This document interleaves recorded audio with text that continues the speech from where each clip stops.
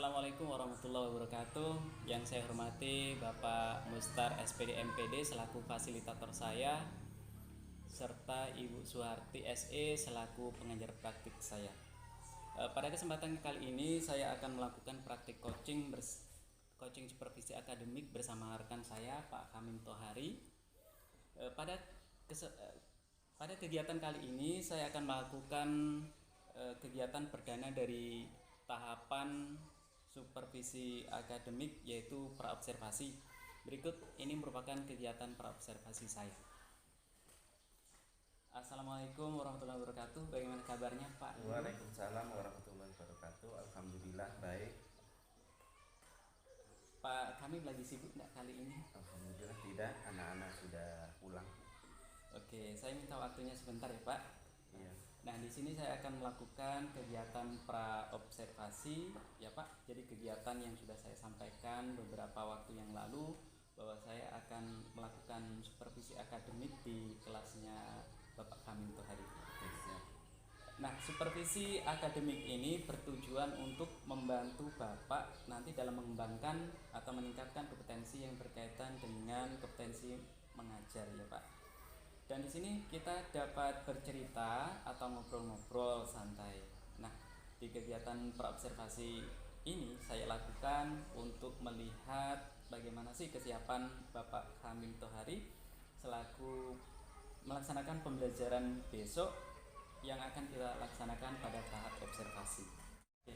Dari ngobrol-ngobrol kita ini Pak Kamim pengen atau harapannya seperti apa Pak? Harapan yang saya ingin dapatkan dari kegiatan ini, semoga saya bisa mendapatkan ilmu baru dan tentunya bimbingan-bimbingan yang saya harapkan dari Pak Guru, supaya saya bisa menyiapkan modul ajar secara baik di dalam kelas. Oke, baik. Jadi Bapak yang inginkan adalah mendapatkan ilmu baru dan bimbingan-bimbingan terkait dengan persiapan pembelajaran di kelas nantinya ya Pak ya. Terkait pembelajaran yang akan Pak Kamim lakukan besok, Pak Kamim mengajar materi tentang apa Pak? Kebetulan besok itu pas pelajaran matematika, jadi materi matematika besok adalah pengurangan 2. Maksudnya pengurangan 2 di situ pengurangan di atas 10. Karena pengurangan 1 kemarin sudah, pengurangan di bawah 10. Oke, jadi Bapak besok akan mengajarkan materi terkait dengan pengurangan 2, yaitu pengurangan di atas 10 gitu, Pak ya. Iya. Nah, tujuan pembelajaran yang sudah Pak Kamim susun apa ya? Iya, tujuan pelajaran yang sudah susun dalam pengurangan 2 ini tentunya supaya anak-anak bisa melakukan pengurangan di atas 10 itu dengan baik dan benar, dan tentunya anak-anak bisa mengerjakan soal cerita dalam pengurangan di atas 10 itu dengan baik dan benar juga. Baik, jadi tujuan pembelajaran yang akan Bapak lakukan yaitu agar peserta didik dapat melakukan pengurangan di atas 10 dan juga mengerjakan soal cerita yang berkaitan dengan pengurangan di atas 10 ya. Iya. Oke, terkait pembelajaran di kelas besok apa saja yang Bapak sudah persiapkan? Ya, yang sudah saya siapkan terutama yaitu tentang modul ajar, kemudian lembar kerja siswa, kemudian sebagai sarana dan prasarana sudah saya siapkan kartu bilangan, karena itu nanti sebagai salah satu sarana yang mudah dipahami untuk anak-anak, dan alat bantu berupa setik untuk menghitung pengurangan. Oke, Bapak telah menyiapkan tentunya perangkat pembelajaran berupa ATP atau modul, kemudian media pembelajaran seperti kartu bilangan dan stick, alat bantu untuk menghitung, kemudian LKPD dan lembar evaluasi. Berikutnya kesulitan siswa dalam belajar terkait dengan penjumlahan di atas 10 ini Pak, apa saja ya? Iya, pengurangan. Untuk kesulitan yang dihadapi anak-anak di dalam kelas, tentunya di poin apa namanya itu soal cerita. Nah, karena di dalam kelas itu pemahaman tentang soal cerita anak-anak itu masih sangat kurang, terutama anak-anak yang kurang lancar membaca tentunya akan kesulitan mengerjakan soal cerita pengurangan di atas 10 itu. Oke, jadi kesulitan peserta didik yang dialami yaitu terkait dengan mengerjakan soal cerita, ya, yang mana soal cerita ini menuntut pemahaman dan juga menuntut kelancaran peserta didik dalam membaca soal cerita, Pak, ya. Iya, iya. Oke, dengan kondisi peserta didik Bapak yang demikian itu, strategi apa yang akan Bapak gunakan? Iya, strategi yang sudah saya persiapkan dari awal itu nanti akan saya bikin kelompok anak-anak yang lancar membaca, saya kelompokkan dengan anak-anak yang kurang lancar membaca dan berikutnya, sehingga dengan begitu soal cerita akan bisa dikerjakan dengan baik dan bisa mencapai tujuan yang saya harapkan. Oke, jadi metode atau strategi yang Bapak gunakan nanti adalah membaginya dalam kelompok yang heterogen, ya. Iya, kelompok yang ada peserta didik yang kurang lancar membaca dikelompokkan dengan peserta didik yang lainnya yang sudah lancar membaca. Bapak bisa ceritakan bagaimana cara penggunaan media berupa kartu bilangan itu dan stick pada kegiatan pembelajaran besok yang akan Bapak lakukan? Iya, alat peraga yang saya gunakan berupa kartu bilangan dan stick itu nanti akan saya bagi ke masing-masing kelompok supaya mengerjakan. Dalam kartu bilangan itu tertulis bilangan pengurangan di atas 10 dan kemudian saya bagikan juga stick sebagai alat bantu untuk menghitungnya.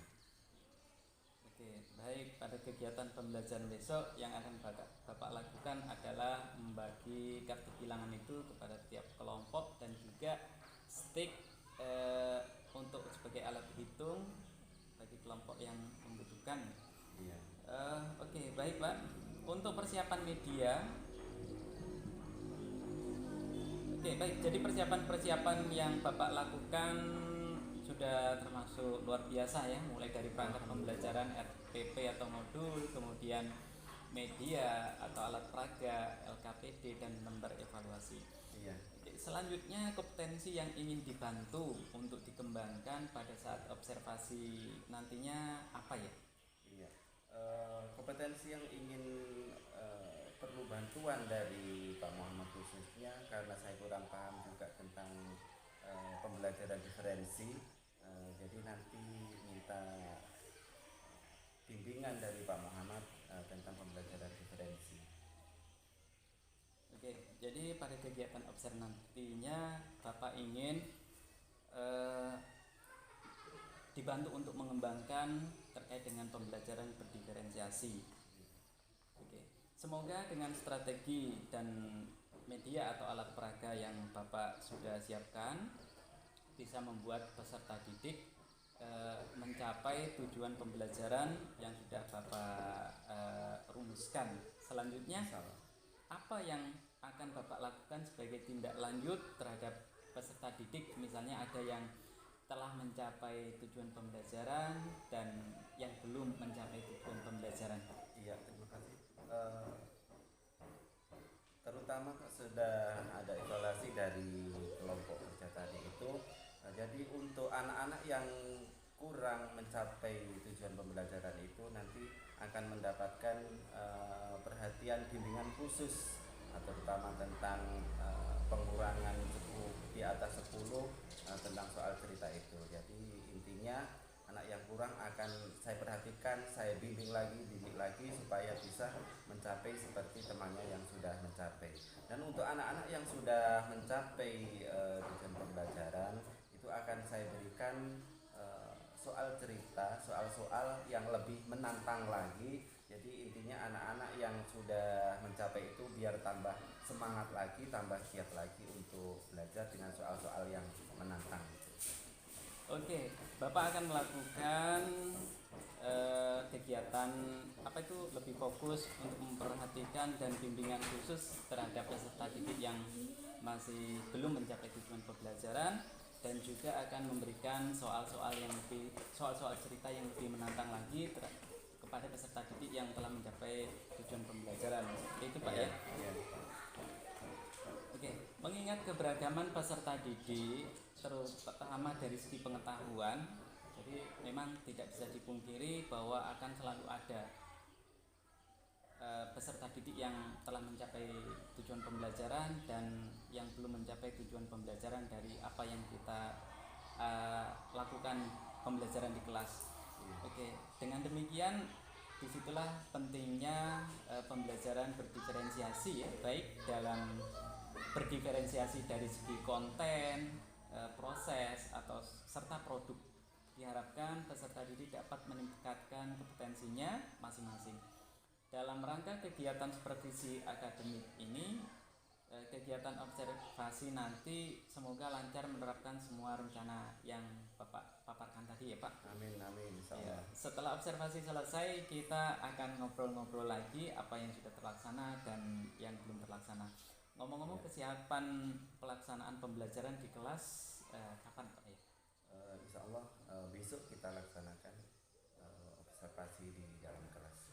Oke, terima kasih. Semoga Pak Kamim tetap semangat, tetap sehat, dan pastinya berharap sukses selalu. Sampai jumpa di kegiatan observasi ya Pak. Amin. Oke.